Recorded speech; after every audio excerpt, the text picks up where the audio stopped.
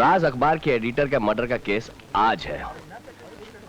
तुम्हारा क्या ख्याल है, कातिल उमेश को 7 साल की सजा मिलेगी या उम्र कैद की सजा होगी? बीके शर्मा कोई मामूली आदमी नहीं है। उसके रिश्तेदार उमेश को फांसी दिलवाने में एड़ी चोटी का जोर लगा देंगे। मगर एडवोकेट सानी के किसी भी क्लाइंट को आज तक सजा हुई है? देखना, उमेश को बाइज्जत बरी करवा कर रहेंगे। उन्होंने जिंदगी में कोई भी केस हारा नहीं है। लो, नाम लिया और एडवोकेट सानी साहब भी आ गए। बेटा, मेरे बुढ़ापे का और इन बच्चों का एक ही सहारा है, मेरा बेटा उमेश। मेरे बेटे उमेश को बचा ले बेटा। आपकी फीस देने के लिए हमारे पास सिर्फ ये घर के कागजात है, इन्हें रख लीजिए और मेरे सुहाग को बचा लीजिए। नहीं, इसकी कोई जरूरत नहीं। उमेश बच जाए तो मैं समझूंगा कि मुझे मेरी फीस मिल गई।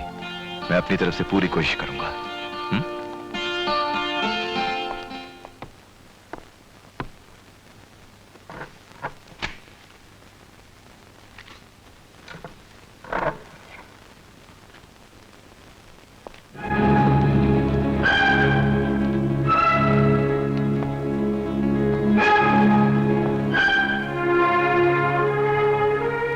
कार्रवाई शुरू की जाए।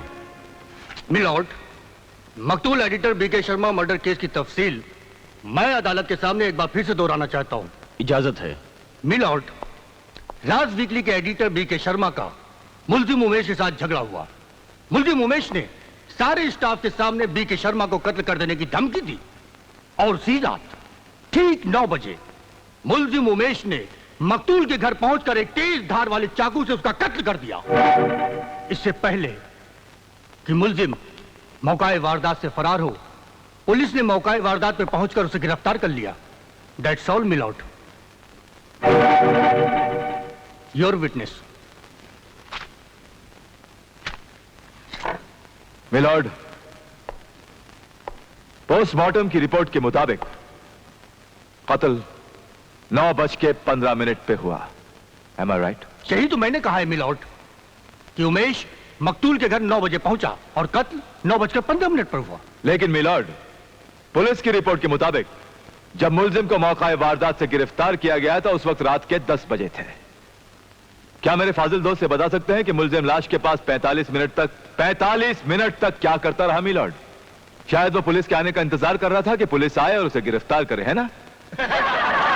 लेकिन मिलॉर्ड, जिस समय उमेश गिरफ्तार किया गया था इसके हाथ में खून लगा हुआ था और चाकू पर इसी की उंगलियों के निशान थे। और ये निशान कैसे आए मैं बताता हूं मिलॉर्ड। सुनिए, मखदूल ने मुल्जिम उमेश को किसी वजह से अपने घर पर बुलाया था। रात 9 बजे जब मुल्जिम उमेश उसके घर पहुंचा तो देखा कि घर का दरवाजा खुला हुआ था। उमेश जाकर उसके ड्राइंग रूम में बैठ गया। काफी देर इंतजार करने के बाद जब मखदूल ड्राइंग रूम में नहीं पहुंचा तो उमेश उसे ढूंढने के लिए उसके बेडरूम में चला गया। और जैसे ही बेडरूम में पहुंचा मिलॉर्ड तो यह देख के ये घबरा गया कि सामने ही मकतूल की लाश पड़ी हुई थी। ठीक उसी वक्त इस बेचारे के सर पर किसी ने पीछे से वार किया और यह बेचारा बेहोश होकर गिर पड़ा। जब इसे होश आया मिलॉर्ड तो इसके हाथ खून से रंगे हुए थे और एक हाथ में चाकू था। यह हड़बड़ा के उठा और जैसे ही बाहर पुलिस को खबर देने के लिए बाहर पहुंचा तो सामने से पुलिस आ गई मिलॉर्ड और इसे गिरफ्तार कर लिया गया। एक बात नोट की जाए मिलॉर्ड, पुलिस की रिपोर्ट में साफ साफ लिखा हुआ है कि जब उमेश गिरफ्तार किया गया तो ना ही तो इसके जेब से कोई रुपया निकला जिससे कोई चोरी की शुबा हो और ना ही कोई ऐसी चीज निकली जो इसे कातिल ठहराए। लेकिन मुल्जिम उमेश ने बहुत सारे लोगों के सामने बीके शर्मा को कत्ल करने की धमकी दी थी। धमकी दी थी? हाँ, धमकी दी थी, लेकिन सिर्फ धमकी दी थी, कत्ल नहीं किया। मेरे दोस्त, आपने आज तक अदालत में कोई ऐसा चश्मदीद गवाह या ठोस सबूत पेश नहीं किया जो यह साबित कर सके कि उमेश गुनहगार है।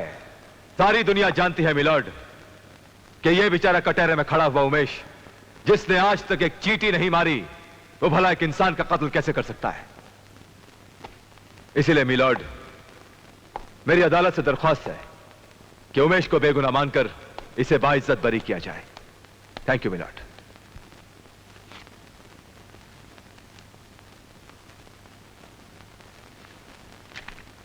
मिलॉर्ड, मुझे अभी अभी खबर मिली है कि इस केस का एक चश्मदीद गवाह यहां मौजूद है। मैं उसे अदालत में पेश करने की इजाजत चाहता हूं। आपको पूरी इजाजत है।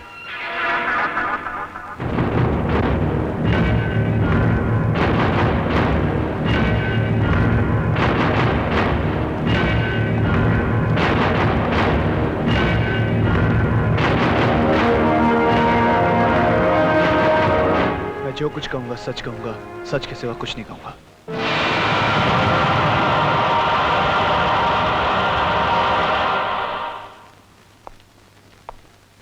तुम्हारा नाम? जी जय कुमार। इन्हें पहचानते हो तुम? जी हाँ, मैंने इन्हें देखा है। कब और कहां? जी 28 जुलाई की रात को एडिटर बीके शर्मा के घर। उस वक्त तुम कहां थे? इत्तेफाक की बात है कि मैं अपने बालकनी में खड़ा था, जो बिल्कुल एडिटर बीके शर्मा के बंगले के सामने है।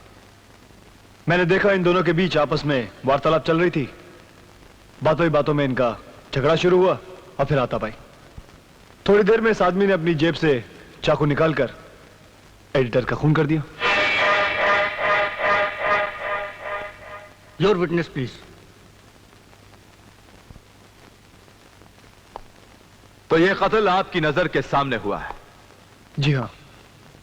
तो आपने इससे पहले अदालत में गवाही क्यों नहीं दी? शरीफ आदमी कोर्ट कचहरी जाने से डरता है, लेकिन जब मैंने देखा मेरे चुप रहने से यह आदमी फांसी के तख्ते से बच जाएगा, यह बात मुझसे बर्दाश्त नहीं हुई और मैंने। हाँ, तो आपने मुलजिम को बीके शर्मा के पेट में चाकू उतारते हुए देखा? जी हाँ। वो चीखा तो होगा? जी हाँ, वो चीखे थे। तो फिर किसी और ने उसकी चीख क्यों नहीं सुनी? वो चीख तो मैंने भी नहीं सुनी थी। क्यों? क्योंकि ठीक उसी वक्त ऊपर से एक प्लेन गुजरा था, जिसकी आवाज से बीके शर्मा की चीख दब कर रही थी। हाँ। चलिए, मान लिया कि आपने मुलजिम को बीके शर्मा के पेट में चाकू उतारते हुए देखा। उसके चीखने की आवाज सुनाई नहीं दी क्योंकि ऊपर से प्लेन गुजर रहा था।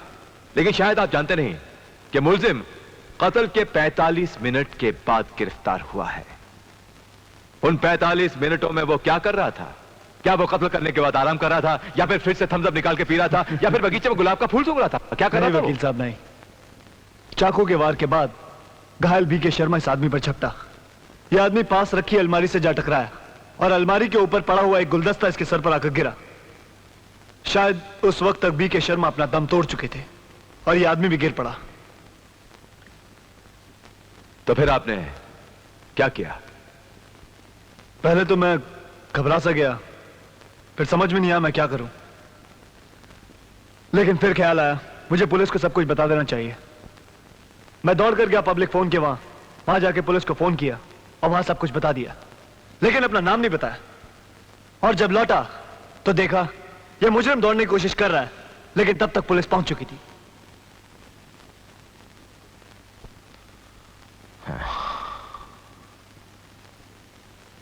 That's all. आप जा सकते हैं। Thank you my Lord.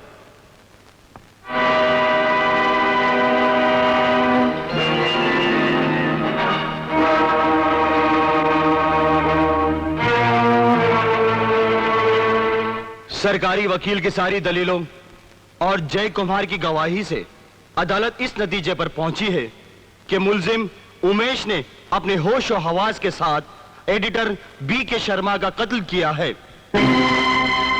लिहाजा यह अदालत मुलजिम उमेश को कातिल मानते हुए दफा 302 के तहत सजाए मौत का हुक्म देती है, to be hang till death.